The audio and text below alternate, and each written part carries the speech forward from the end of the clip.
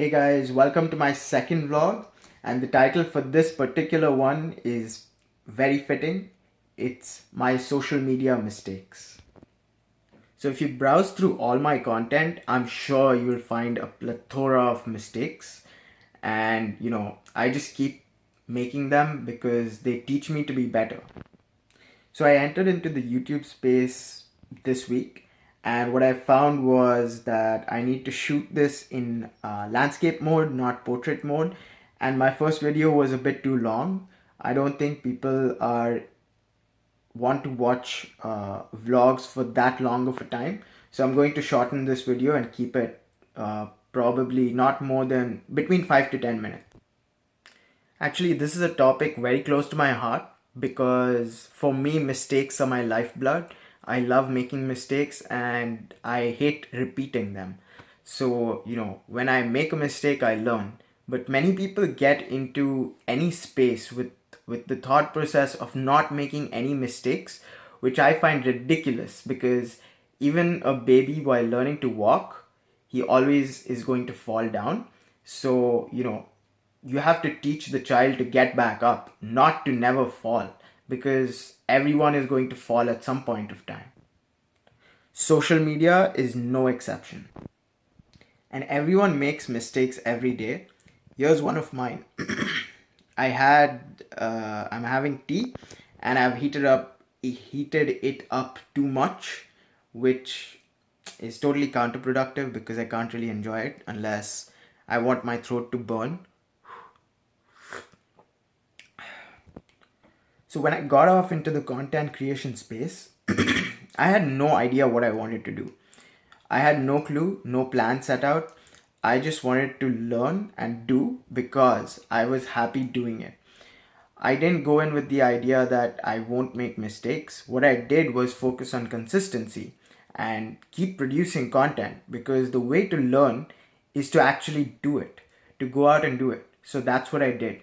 I made mistakes, and mistakes are probably the success factor, I would say, in my journey because they're the only constant that is there, and I'm happy to make more and more mistakes so that one, I learn out of it, and two, others learn out of it. And that's why I document this so that others, well, I mean, you could repeat the same mistakes because there's no better way to learn than experience. But if this can be a way for you to avoid making the same mistakes I did, then please go ahead and learn from my journey. So when I started off with Instagram and my hiking account, the hiker who hikes, I had no clue what I was getting into, and what I didn't expect was that I thought you needed to have a great topic to talk about. And so for me, hiking was the topic. But what I came to learn is that your own story is more powerful.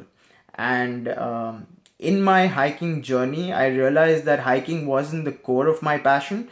My passion was mostly about marketing. It was about selling a brand. It was about making the brand, stick in the minds of people.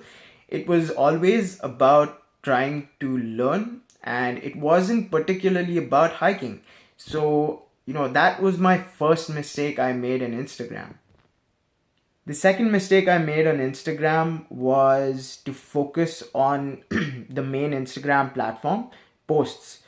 What I didn't realize that was writing was my strength, and so many of the people actually followed me because of my writing, not necessarily my pictures, because there's so many accounts in the hiking niche, so many posts every single day that it's impossible to keep up.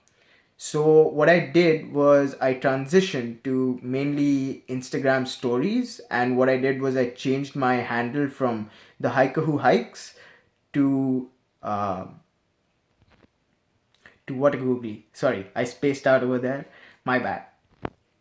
Secondly, I didn't expect a community to grow. What I just thought that I will do is, document my journey.